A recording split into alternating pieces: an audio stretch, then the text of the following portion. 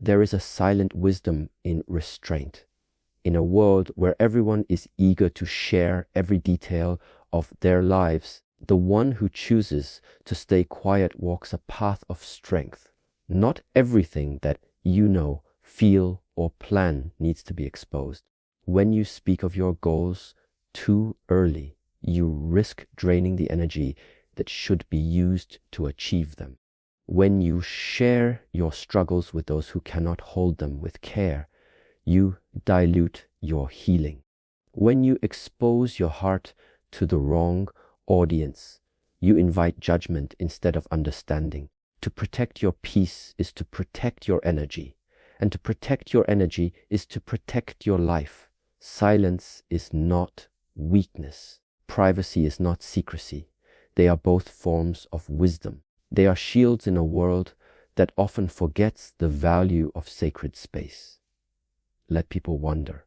Let them assume. Let them be curious. Your journey is not a show. It is a practice. It is a discipline. And it deserves your protection. Speak when the time is right. Share when trust has been earned. And above all, never feel guilty for keeping your peace guarded like a sacred temple. In a world saturated with noise, where opinions are broadcast louder than actions, restraint becomes a rare and powerful form of inner strength. To hold back when you are burning to speak, to remain still when every part of you wants to react, is not weakness, it is mastery. Restraint is not born from fear, but from understanding. It is a deliberate act of discipline, a conscious decision to rise above impulse and choose peace over provocation. When you restrain your words, you conserve energy, avoid unnecessary conflict, and maintain your inner balance. There is a misconception that to stay silent is to surrender, that if you don't defend your name, explain your choices, or share your story, you are allowing others to control the narrative. But true strength lies in not needing validation. The one who is grounded in their truth does not rush to correct every misunderstanding. They do not panic when others fail to see the full picture. Instead, they allow life to reveal what needs to be seen when it is ready to be seen. This level of patience and inner steadiness is rare, and it is the mark of someone who has cultivated strength from within, not borrowed it from outside approval. Restraint also teaches us the value of timing. A premature word can destroy what patience could have built. Many conflicts, regrets, and broken connections are born not from what was said, but from the failure to pause and consider whether it needed to be said at all. In this way, restraint becomes not just a personal strength, but a form of respect for yourself, for others, and for the moment itself. You are not suppressing your truth, you are giving it the dignity of the right time and space. Practicing restraint also strengthens your relationship with silence. You begin to see that silence is not empty. It is full of answers, full of presence. It creates a space where you can observe without reacting, listen without the need to interrupt, and reflect without rushing into judgment. In restraint, there is clarity. When you no longer feel the need to be heard all the time, you begin to truly hear your own thoughts, your emotions, and the subtle cues around you that speak when words fall short. To restrain oneself is to acknowledge the power of intention.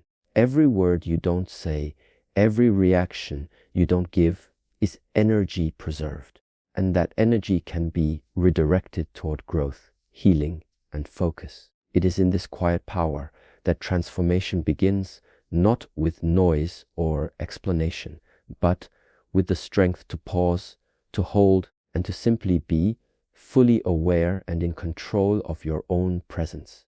Every time you speak about something that matters deeply to you, whether it's a dream, a struggle, or a personal plan, you are not just using words.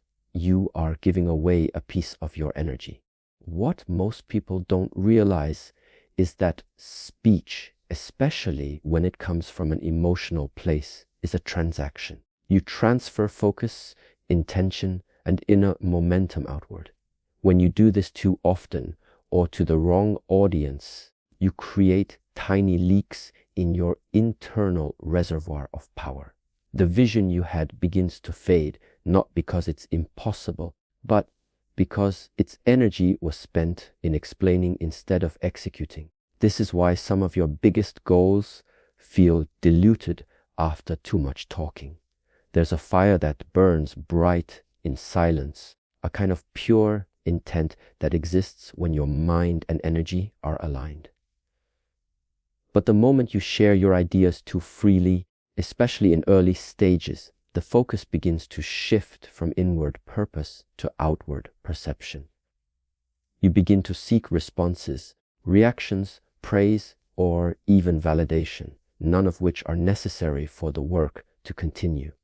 The dream, once private and sacred, becomes exposed, and in that exposure, its intensity may weaken. Your energy, once whole, is now dispersed.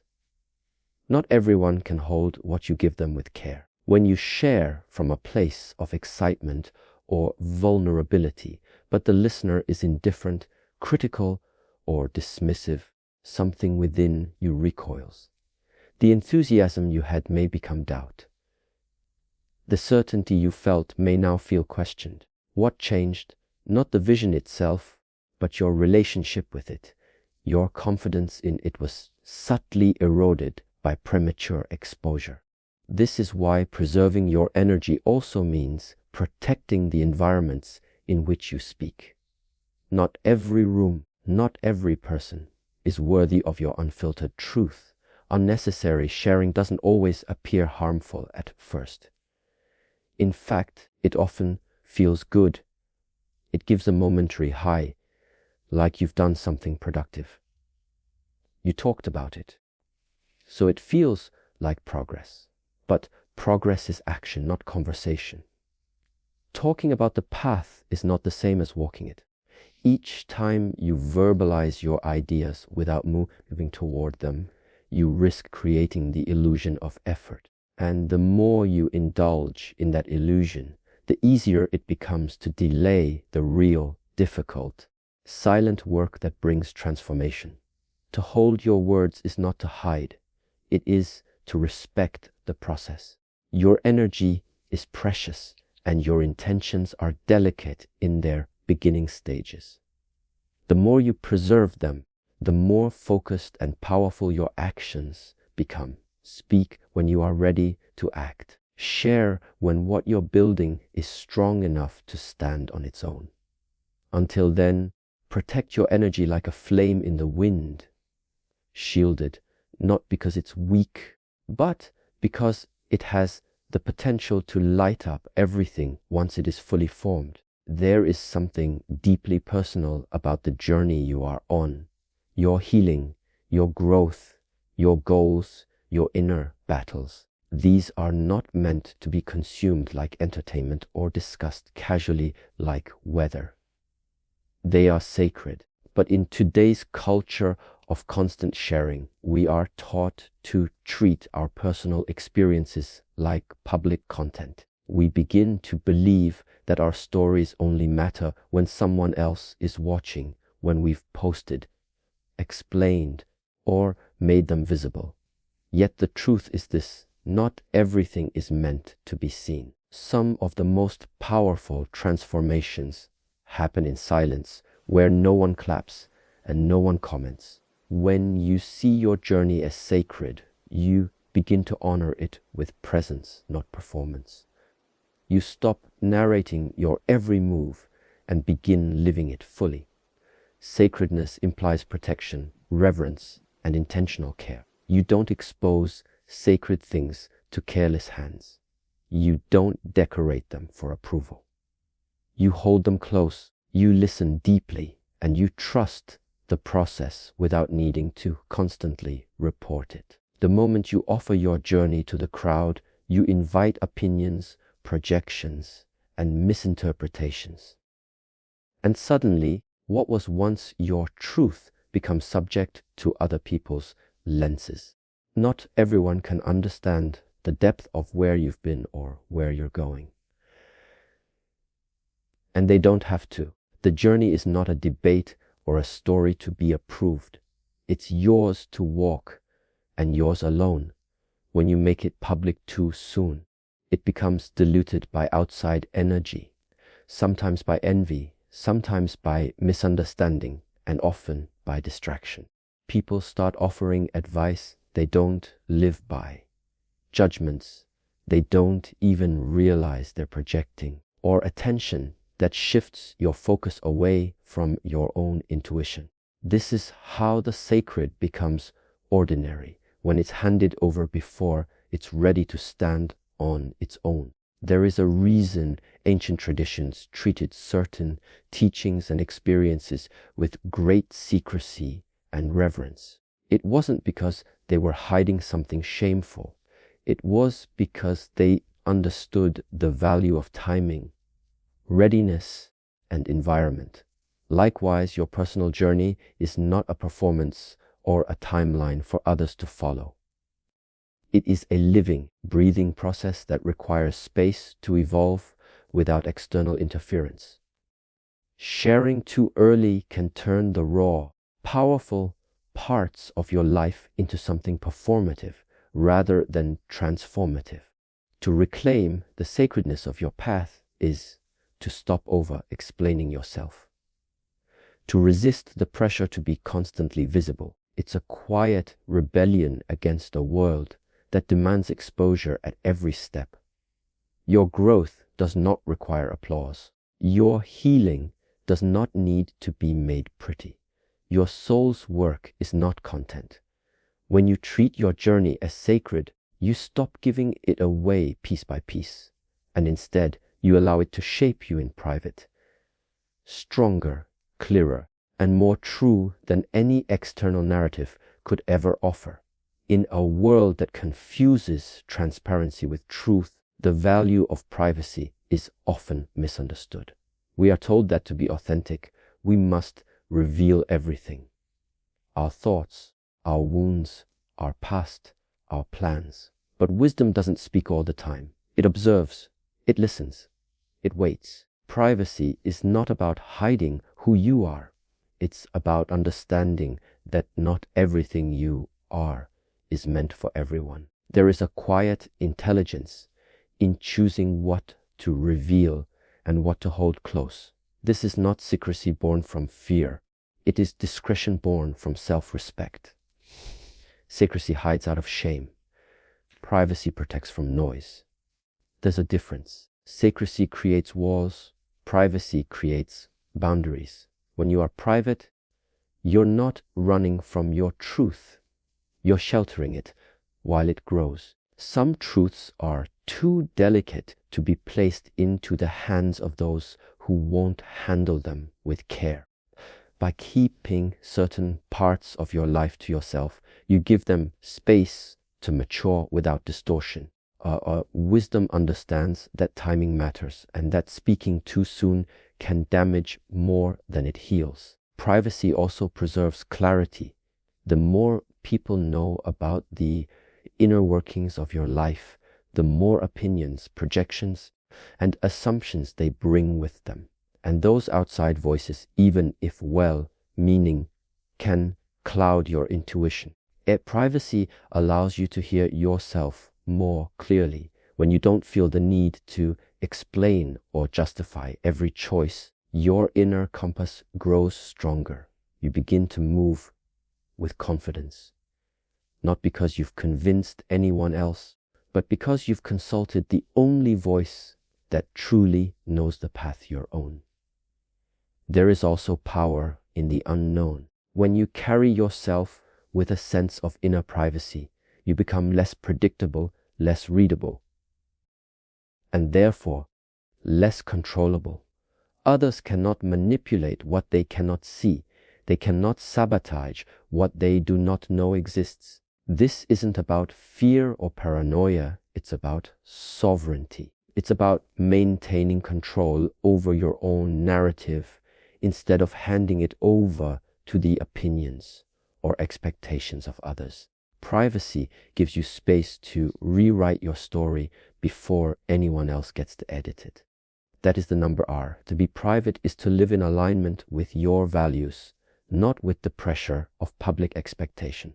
You are not withholding to deceive, you are withholding to protect. Your peace, your energy, your sacred moments, they don't owe anyone exposure.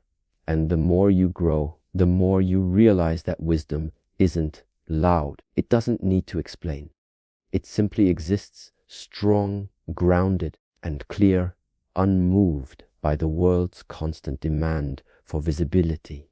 There is a quiet dignity in choosing who gets access to your inner world, your thoughts, your feelings, your struggles, your victories. These are not public property. They are intimate parts of your being, shaped by personal experience, reflection, and growth. But too often, in a search for connection or validation, people offer these sacred parts of themselves to those who have neither the depth to understand them nor the care to honor them. This is not vulnerability, it's exposure. And exposure without discernment opens the door to misunderstanding, judgment, and even manipulation. Not every relationship, no matter how close it may seem, is built to carry the weight of your full truth. Some people listen only to respond. Others hear you through the filter of their own wounds. When you give someone access to your innermost world, you are placing trust in their ability to hold space without control, without distortion. But when that trust is placed carelessly, you may find yourself shrinking in response to their inability to meet you where you are. You begin to doubt your own truth, not because it's wrong, but because it was shared with someone unequipped to receive it. You must learn to recognize the difference between being open and being unguarded. Being open is intentional. It's rooted in awareness and boundaries. Being unguarded is reactive. It comes from a desire to be seen, often before safety has been established. There is no weakness in wanting to connect, but connection without boundaries leads to depletion. When you give too much of yourself to the wrong people, you end up scattered, fragments of your mind and heart left in places that cannot hold or return them with care. Protecting your inner world does not make you cold or distant. It makes you clear. It allows you to preserve the parts of yourself that are still healing, still growing, still unfolding. When you protect your peace, your thoughts, your emotional energy, you are not isolating, you are cultivating. The more you withhold from those who have not earned your trust, the more space you create for meaningful connection with those who have. You begin to recognize that true intimacy is not based on access, but on alignment. You owe no one complete access to your soul simply because they ask or because they are present. Access is not a right. It is a privilege. It must be earned through trust, consistency, and mutual respect. Your inner world is not a place for casual visitors. It is a sacred ground, quiet, powerful, and alive.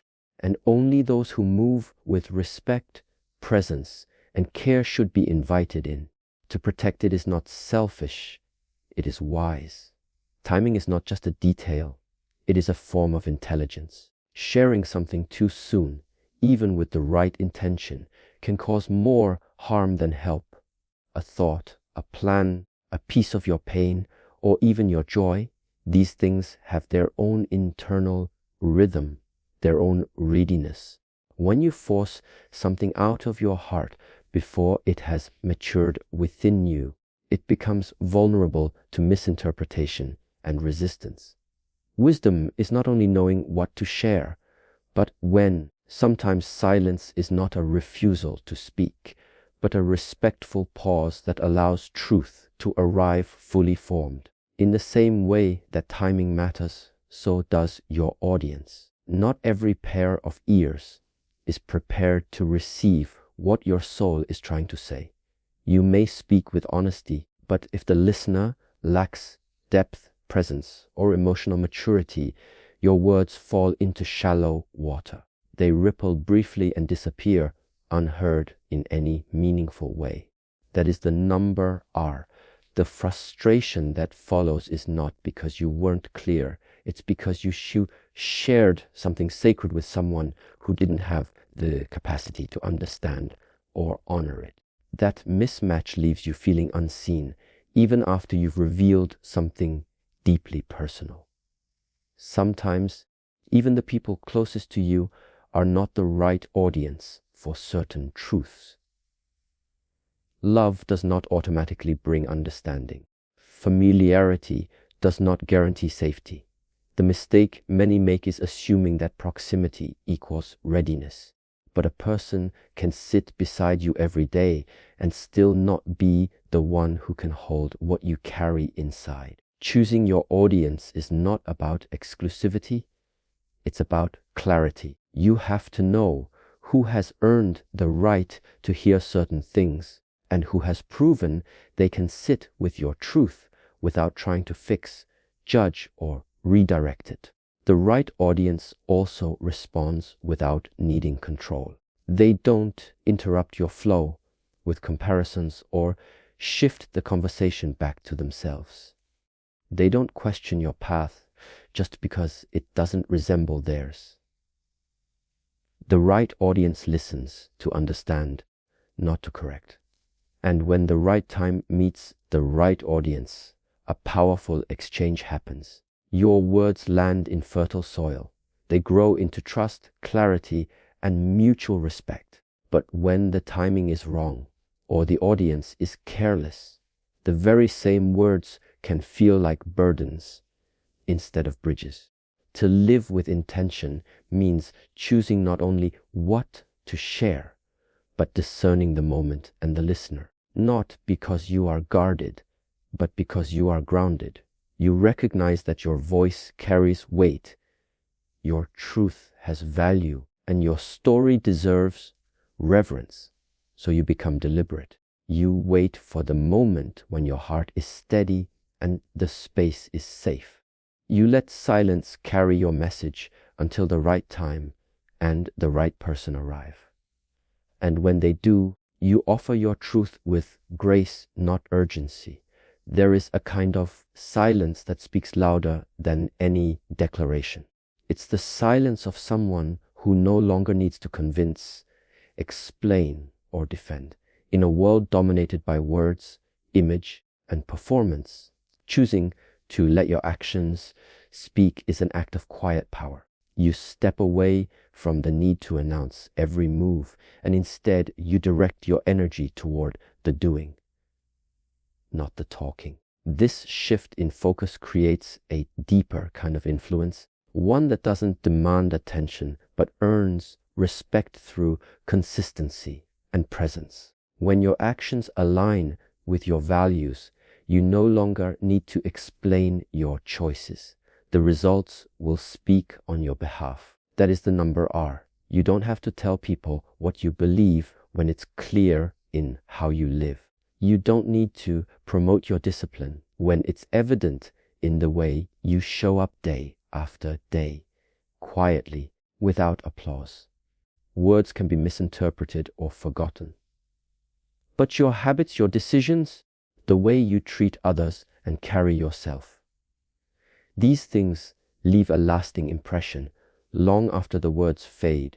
There is also a deep freedom in choosing action over explanation.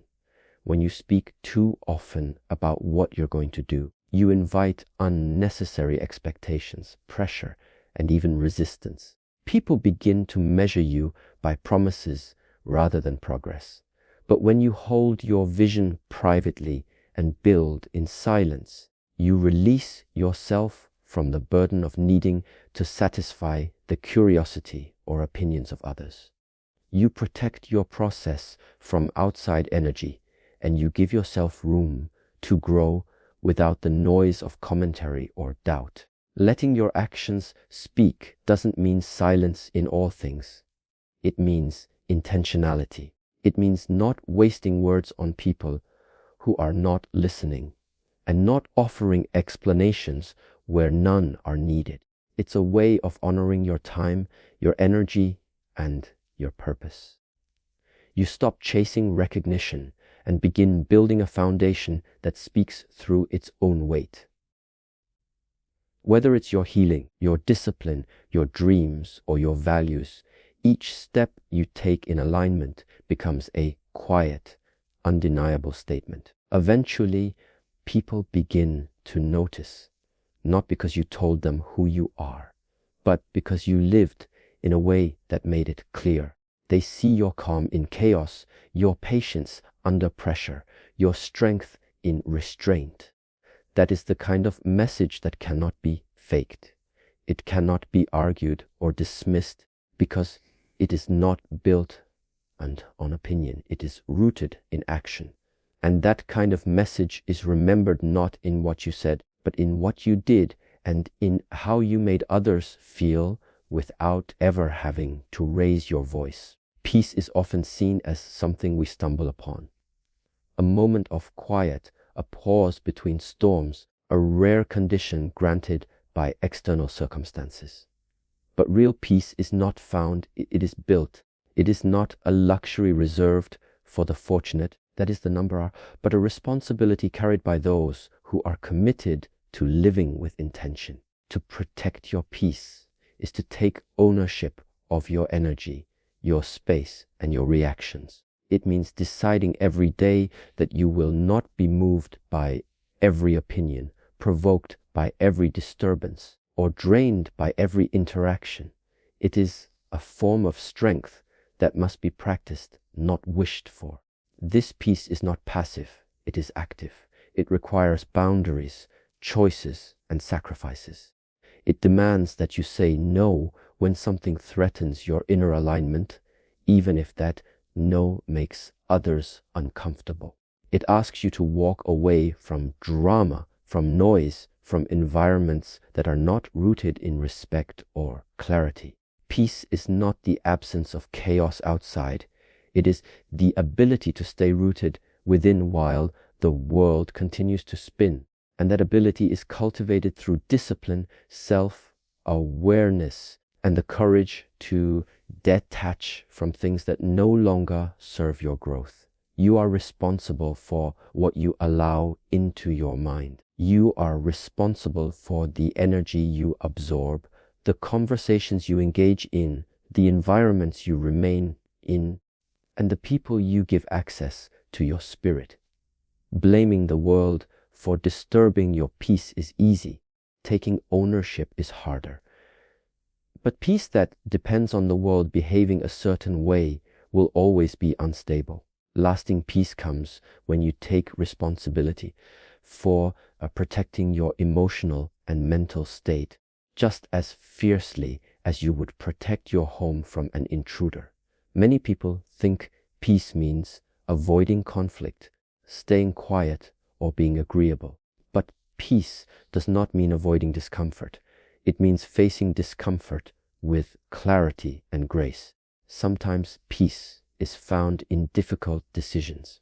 Sometimes it requires cutting ties, stepping back, or being misunderstood. And still you choose it, not because it is easy, but because it is necessary. Because you understand that everything you allow inside your mind begins to shape your life. And your life cannot grow in the midst of constant inner turbulence. To treat peace as a responsibility is to stop waiting for it to appear. You begin cultivating it with each choice you make. What you consume, how you speak, how you respond, what you prioritize. You begin seeing peace not as a destination, but as a daily practice. In your breath, in your pauses, in your presence. And the more responsibility you take for guarding it, the more you realize peace was never outside of you. It was always within reach, waiting for your permission to stay.